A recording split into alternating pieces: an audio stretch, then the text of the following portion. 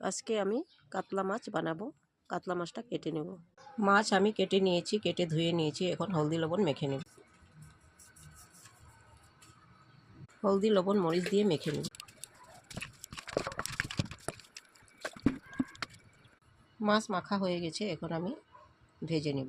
তেল গরম হয়ে গেছে, মাছ ভেজে নেব।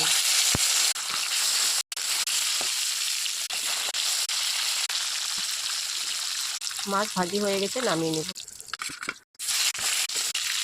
সব মাছ ভাজা হয়ে গেছে, নামিয়ে নেব। তেল গরম হয়ে গেছে, পাঁচফোড়ন, শুকনো মরিচ, তেজপাতা, জিরা, ধনিয়া দিয়ে দেব।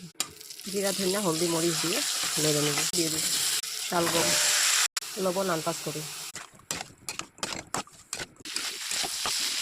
শালগম ভাজা হয়ে গেছে, জল দিয়ে মাছ দিয়ে দেব। ধনিয়া পাতা দিয়ে দেব। শালগম দিয়ে মাছের সবজিটা আমার হয়ে গেছে। লাইক করবেন, শেয়ার করবেন।